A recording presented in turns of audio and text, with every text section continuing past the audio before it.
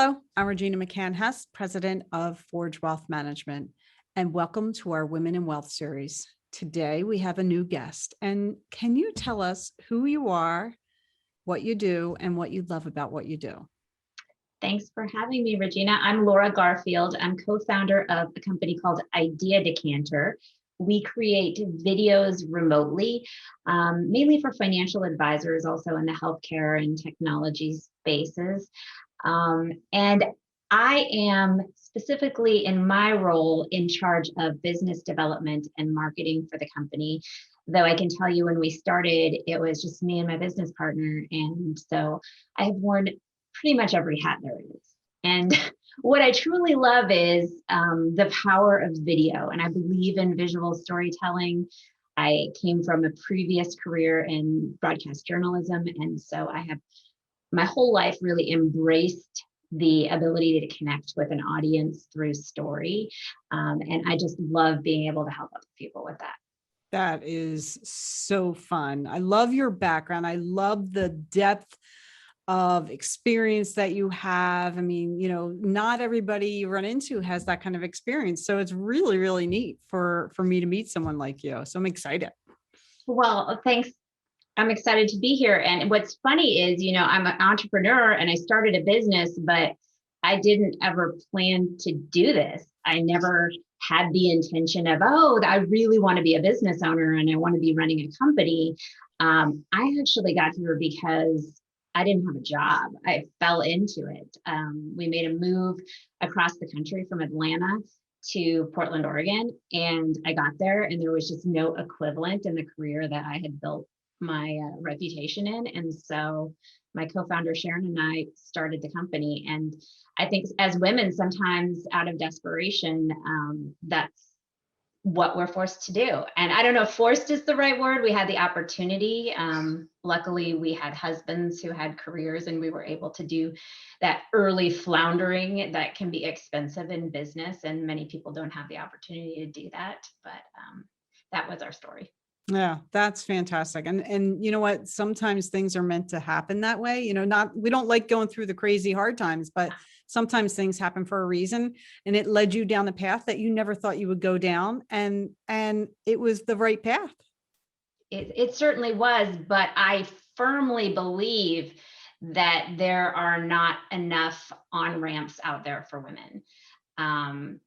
If you want to make a career move, if you want to decide to stay home with your kids, and then go on to something else, I think that we need to do a better job in the US of figuring out ways to take talented women and bring them back into fields where they can add value. Because, I was not alone, I don't think, in trying to figure out what to do next in transitioning a career. I actually made the decision myself when we had our first kid to step out of news, and I was going to take 6 months off, and my 6 months turned into 3 years and we had a second kid.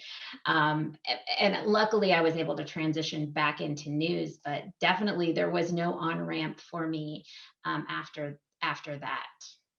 Yeah, that is, I see that story unfold so many times. And sometimes women feel like, well, I've been out of the workforce for 20 years. Now, what can I do? It's frustrating. It's frustrating for them to experience. It's frustrating to see, sitting on the sidelines, watching them go through that.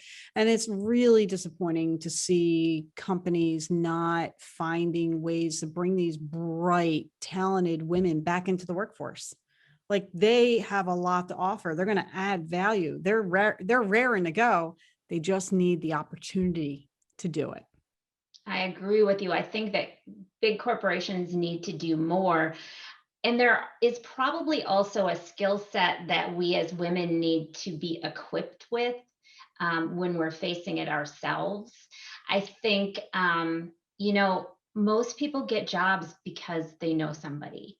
And so giving a woman who has stepped out of her career for a while to be a stay-at-home mom, just the advice that you need to start talking and asking the people in your life, is there a connection you can make for me? I think that alone, it can really empower women to Mhm. start finding their way back. Yeah, fantastic. I love that idea. I'll have to keep that in mind as we go through because I run into that a lot. And I do know a career coach who I have sent a couple of my clients or friends to, Mhm. and she does try to help women, basically reboot themselves, figure out what do they want to do now, what kind of career do they want to pursue at this point. So I'll have to refresh that conversation with her now that you've reminded me of this dilemma that many of our friends face on a daily basis. Well, I had a very close friend of mine who actually helped me keep my, I guess you'd call it my toe in the door when I was a stay-at-home mom. She actually came to me and said, "Hey, would you like to use your writing and marketing skills for my company?" And it amounted to all of 5 hours a week, but it allowed me to have a bridge on my resume with those years where I was mainly doing a lot of diaper changing and sitting in circles at Gymboree. But I have been privileged to be in that role now too. And I think, for a lot of women, it's like, well, I've done this for years with the kids and I don't want to totally give this up. I don't want it to be this like delineating line between my time with the kids and my time back at a full-time job where I'm not around much. I think having the idea that maybe you approach people and see if there's a way you can use your skills in a part-time way. And we've been able to help some women do that with Idea Decanter, my business. So Mhm. it's been very fulfilling and something that I plan to keep. Can you share with us, a little bit more about what you do at Idea Decanter? Yeah, our idea is to help people create marketing videos that reflect their brand better than DIY and don't cost what it takes to bring in a production crew to shoot something on site. Video is a really powerful way to communicate, especially when you're trying to build your business, attract new clients in, and nurture your existing client relationships. And so we just try to make the process of creating video easier. We do some coaching with our clients to help them be more comfortable on camera with their performance and their delivery. And then we take care of all the editing stuff on the back end. Because as you know, Regina, it's not all that easy to No, do the editing piece of video. no, it is a lot of work, and I do have my team helping me, including my 16-year-old son helps me all the time. He's going to be a senior in high school next year, well, in the fall. And I'm like, oh my gosh, what are we going to do when you go away to college? He's like, same thing. I'm still going to do it. I'm just going to be on campus. I'm like, oh, good point. Thank God. Well, it brings up a great point because our business is entirely remote. I'm in Kansas City, Missouri. My co-founder is in Seattle, Washington, and we have uh, team members who work for us who are everywhere from Southwest Florida up to the Seattle area. So I think, with COVID and with increased bandwidth and working from home, I think our structure of our business was that way before COVID, but I think more and more businesses are moving in that direction. Yeah, yeah, and because you can work from anywhere. We've proven it, right? Yep. And I will say that I did have somebody get me up and running with my videos. I couldn't have done it without her. And obviously, when the pandemic hit, we had to shift and do a lot of stuff on our own. Mhm. But I would not have been able to get up and running without her. Thank you, Sheldon. But so I would encourage people, like if they are thinking about, hey, I want to start a video series, I want to start, video logging and all that fun stuff, reach out to you, Laura, and just see what you can do. How can you help? And what it's about. So this would actually be a great time if one of our listeners wanted to find out more about your company. Where would they go to do that? Well, our website is ideadecanter.com, and decanter is with an ER on the end. And if you're interested in finding out more, there are all kinds of tips and tricks there. We also have a YouTube channel that you can subscribe to, Idea Decanter. And we are weekly uploading videos about how to do video. So if you're interested in doing your own videos, that would be a good place to start too. We talk about lighting, we talk about audio. We do not dig into editing because that's something that we kind of keep on our plate, but there are definitely tips about coaching and delivery and enunciation and scripting. So all kinds of stuff you can get Oh, on that's really neat. Oh, our cool. YouTube channel. Very cool. Very helpful. Question for you would be, what have been some of the challenges working as a professional woman? Well, since we are, It's a loaded question. I know. Loaded. I would say some of them are in some ways similar to the challenges that you face. We have focused our business on the financial services industry. And as you well know, only 16% of financial advisors are women. Um, Far fewer than that uh, are minorities. And so I think in this business that is predominantly white male, there are just, inherent challenges to getting a foothold. The nice piece of being a creative marketing agency serving that business is that I don't think people come to us with the same expectations and the same image in their head as they have of a financial advisor. If you say financial advisor, most people are picturing a white man. Yeah. And I don't think that's as true with a creative video marketing agency. But I would say, that is one of the challenges. True. I live it every day. I hear Mhm. you. I hear you. The only good thing is when I go to a conference, like when they ever come back, there's a very short line for the ladies' room. And it's the only time you see a line wrapped down the hallway for the men. Well, we actually started doing work with a group called the Women's Leadership Alliance, and it's a nonprofit started by female financial advisors with the goal of changing that 16% Yeah. statistic and attracting more women into the business. And what we've found is that growing our business through relationships with women has been really valuable because in your business, women rely on each other because there aren't very many of you. Right, right. And I will say this is if you can get past the, startup of it, it's very, very difficult barrier to entry. If Mhm. you can get past that, it is a phenomenal career for a woman.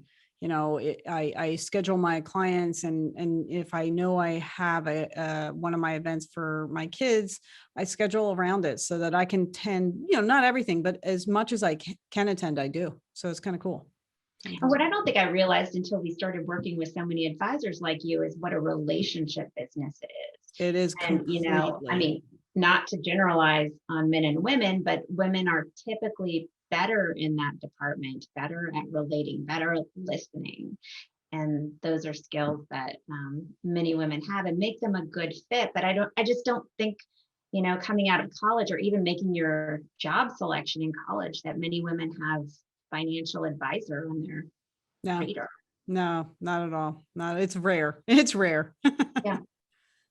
So tell me, I know you are working hard, building your business, helping others build their businesses by getting their videos launched.